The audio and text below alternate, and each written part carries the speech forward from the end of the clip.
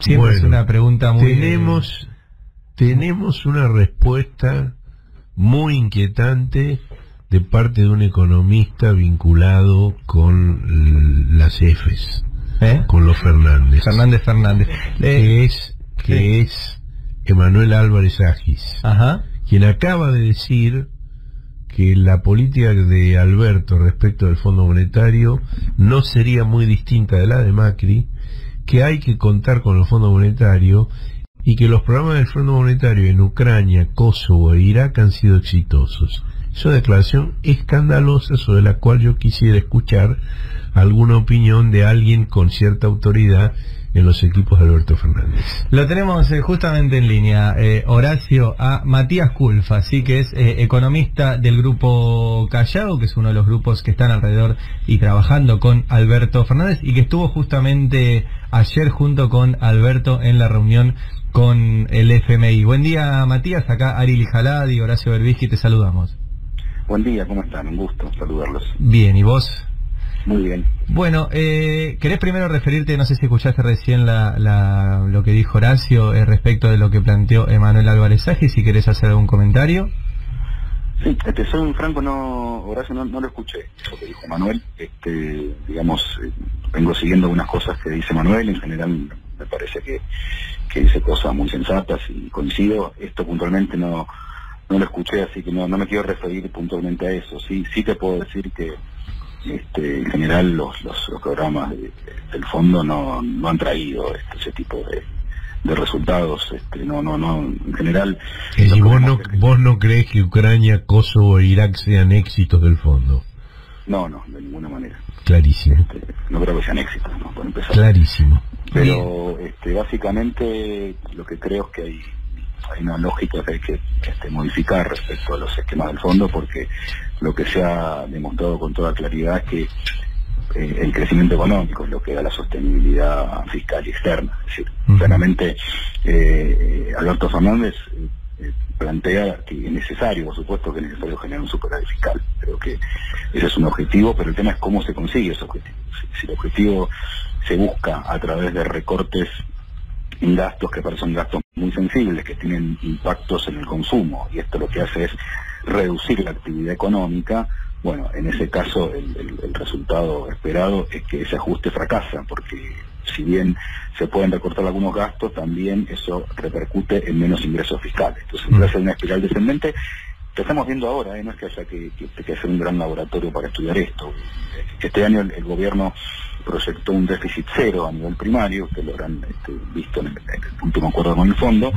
Ya hoy el reglamento efectivo de mercado del Banco Central está hablando de un déficit de 0.5 el producto para este año, y si uno analiza los diferentes consultores, no solamente de los afines a nosotros, sino también consultores de la CIT, están hablando de un déficit primario en torno a 1.4% del PBI.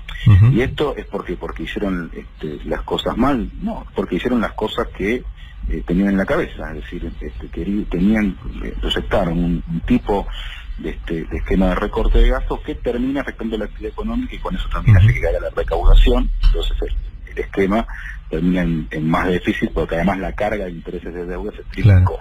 Ahora, Matías, nosotros leímos el comunicado que emitió el equipo de Alberto Fernández, donde empieza diciendo que fue una reunión muy cordial, donde se plantearon distintas cuestiones, etcétera, pero después todo lo que dice el comunicado, la verdad que lo que se vio es que fue muy crítico al rol del fondo, e incluso, y por ejemplo puntualmente sobre una cuestión, dice que el fondo incluso incumplió sus propias reglas al prestarle dinero a la Argentina para sostener la fuga.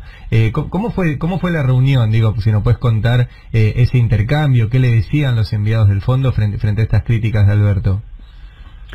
Mira, el encuentro fue respetuoso y en un tono cordial, pero esto, no impidió en absoluto que Alberto le dijera todo lo que tenía que decirle. La verdad que todo lo que está en el comunicado se lo dijo con mucha crudeza y enfáticamente, ¿no? En ese sentido no fue una reunión, si uno quiere llamarla diplomática.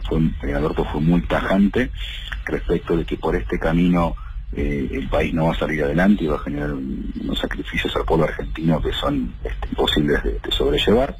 Y al mismo tiempo, bueno, él como un hombre del derecho le hizo marcar especialmente el apartamiento respecto al artículo 6º de la Carta Constitutiva del Fondo Monetario Internacional, que bueno, que establece justamente que los recursos del organismo no pueden ser utilizados para financiar salidas masivas de capitales. Entonces ahí hay un tema que fue planteado con mucho énfasis, además de la necesidad de replantear el programa. Es decir, la idea es, obviamente y el hecho de que ese uso de los recursos del fondo no contemplado en el estatuto haya sido pedido por el Estado argentino, ¿modifica desde el punto de vista jurídico la figura?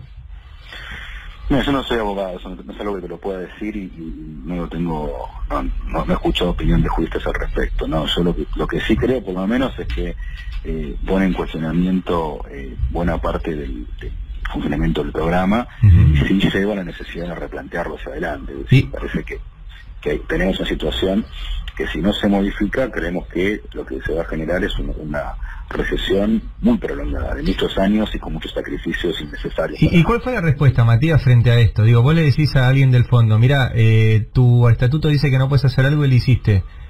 ¿Cuál fue la respuesta? No, fue una respuesta más bien protocolar. También quiero ser claro, ¿no? Fue un primer acercamiento de una persona del staff del Fondo Monetario Internacional, no de su directorio, pero sí de una persona muy importante del staff. Básicamente con la idea de iniciar un diálogo. Creo que también que quería conocer de manera directa el pensamiento de los principales candidatos de la oposición, y en el caso de Alberto, bueno, claramente el que tiene altas chances de ser presidente el 10 de diciembre, pero la verdad es que no hubo una respuesta ni formal ni informal. Sí, digamos. Ahora, supongo que a Alejandro Werner le debe haber caído bien esa objeción, porque internamente él fue uno de los que se opuso a que el fondo hiciera ese uso indebido de los recursos, ¿no? No lo sé, es probable. La verdad que no hubo una respuesta directa al respecto. No, lógico. Y entiendo, y entiendo también porque, insisto, es un primer acercamiento. Además, hay un gobierno que está operativo hoy, con lo cual el diálogo oficial es con el gobierno, y así tiene que ser.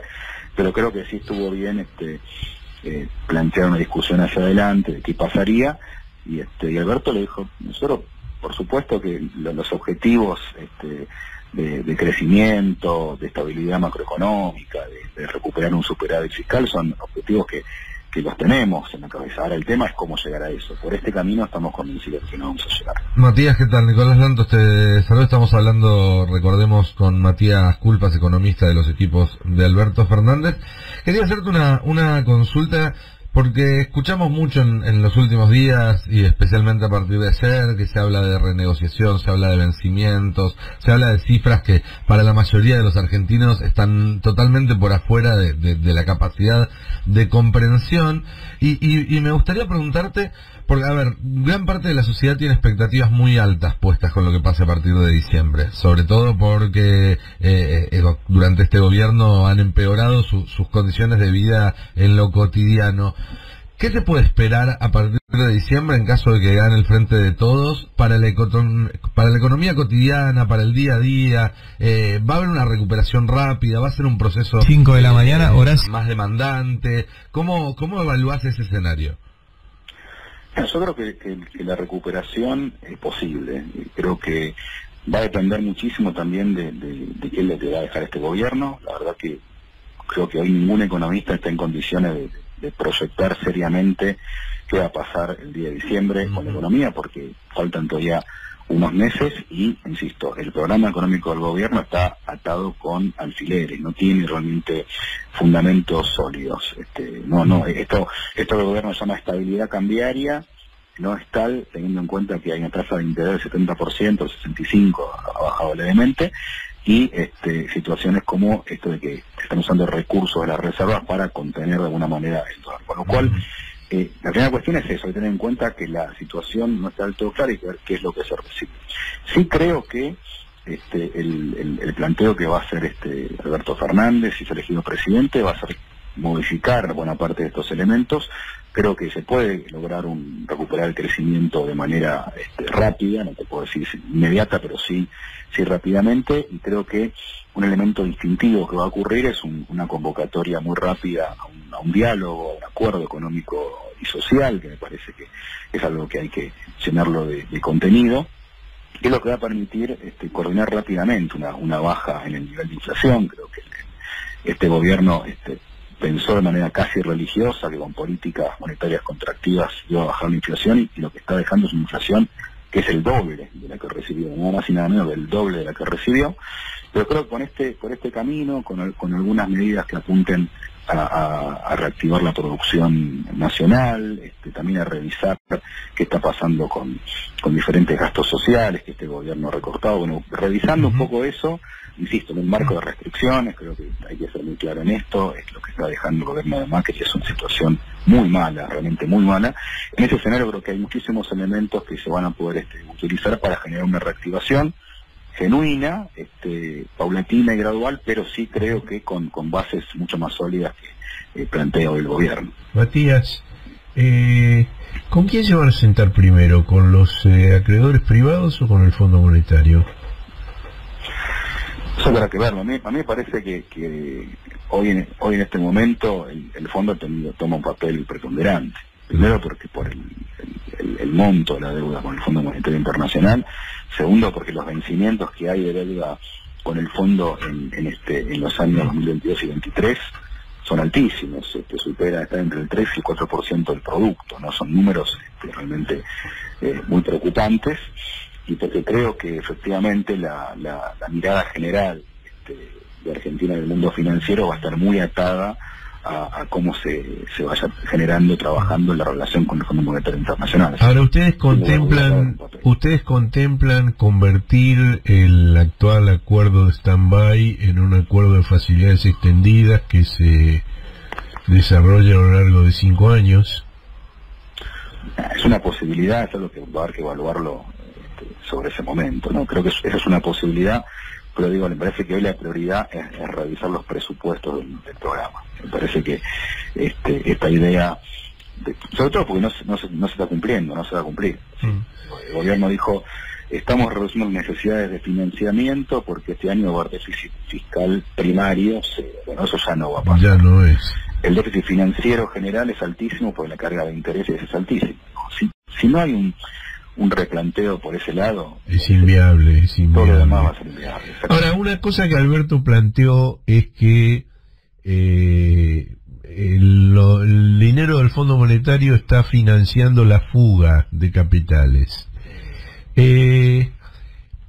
Hay algunas imposiciones por ejemplo, de Morgan Stanley, de la calificadora de riesgo, que plantean que si se pone alguna restricción al libre flujo, a la salida de capitales de la Argentina, se quita el grado de emergente que se asignó a la Argentina.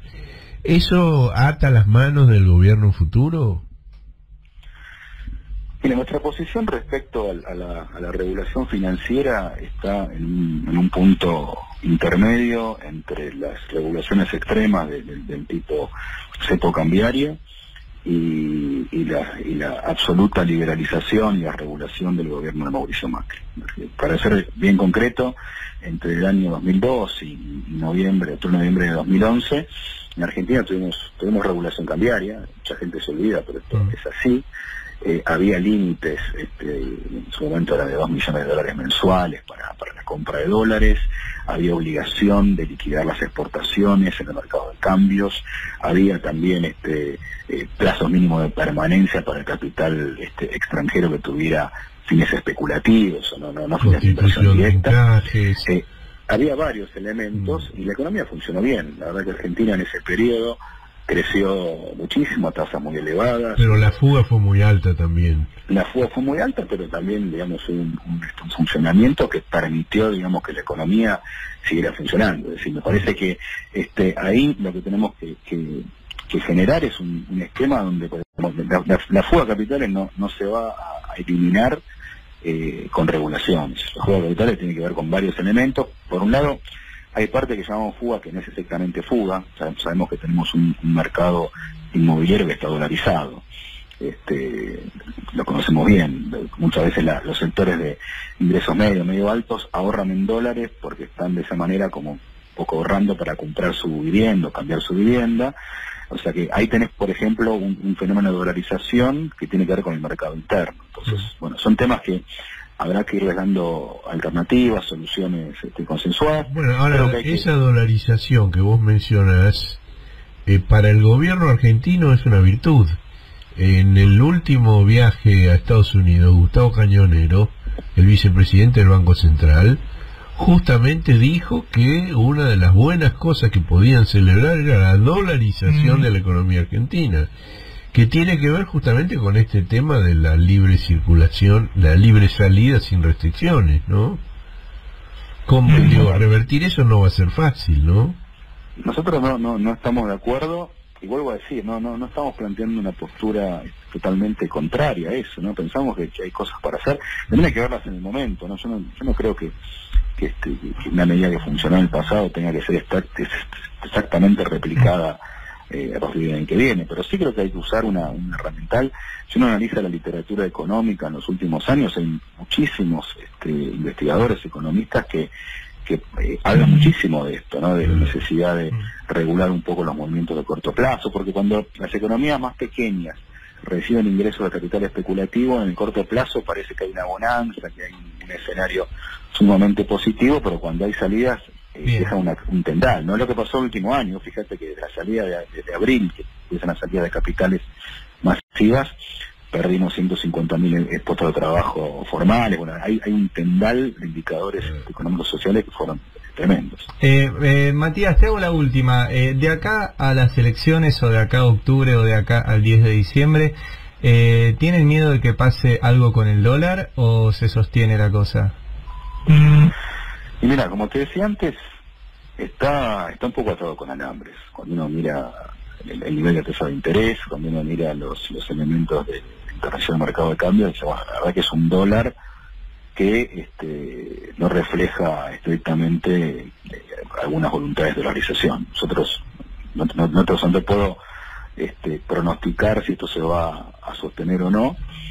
Lo que sí creo es que tenemos una economía argentina que está muy vulnerable y que tiene muchas dificultades. Bien, Matías, muchas gracias por atendernos. Un gusto. Que tengas un buen día. Hablamos con Matías Culfas, ¿sí? Economista del Grupo Callao. Estuvo ayer en la reunión con Alberto Fernández y obviamente es parte del equipo económico, y en el caso de que Alberto gane las elecciones tendrá un lugar seguramente destacado, como ya tuvo en su momento. Culfas fue director del Banco Nación, si no recuerdo mal, ¿no? Fue gerente general del Banco Central. Del Central, ahí está. Sí, estuvo en la los gestión de Mercedes Marcó del Pont, primero en el Banco Nación y después en el Banco Central. Ahora, hay un par de cosas que me parecen muy significativas. Una, dijo claramente que Kosovo, Ucrania y Irak no son economías exitosas gracias a los programas del fondo. Es decir, refutó la afirmación inquietante de Emanuel Álvarez Agis, ex viceministro de Economía de Axel Kicillof, lo cual muestra, digamos, que hay posiciones divergentes dentro del frente de Les Fernández. Otra cosa que me parece significativa es que también se entrevistó con la misión del fondo Roberto Labaña, y que el comentario de Roberto Labaña fue parecido al de Alberto Fernández. Sí. Labaña dijo, el fondo sabe que no podemos pagar, hay que renegociar.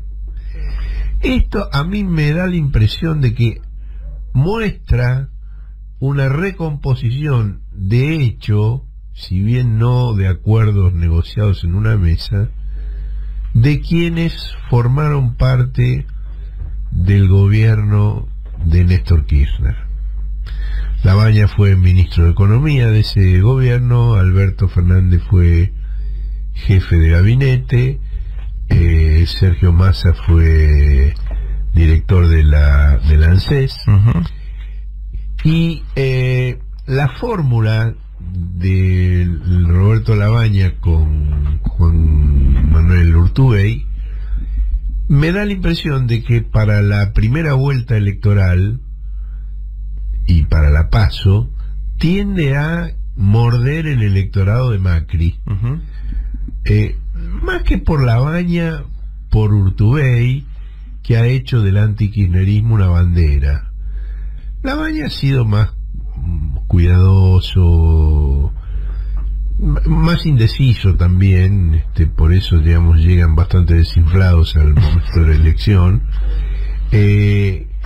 Pero en la primera vuelta o en la PASO se supone que el grueso de los votantes de Labaña y Urtubey va a ser una pérdida para Macri y Miki Vainilla. Ahora, en la segunda vuelta, si hay segunda vuelta, si hubiera un balotaje entre Alberto Fernández y Macri, me parece que aquellos que le restaron votos a Macri en la primera vuelta se los van a volcar a Fernández en la segunda, por esta coincidencia en un tema de fondo, que es qué se hace con la deuda externa. Frente a eso, todas las demás cuestiones son secundarias, y si se produce esa situación, va a quedar claro que en caso de apoyo de esta fórmula a Le Fernández, quien va a gobernar va a ser Alberto Fernández, no Cristina, con lo cual el antikirchnerismo va a estar muy atenuado. Son lecturas a partir de hechos de la actualidad. 9:36, tenemos tanda, quédense ahí que seguimos hasta las 10, todavía nos queda la segunda parte.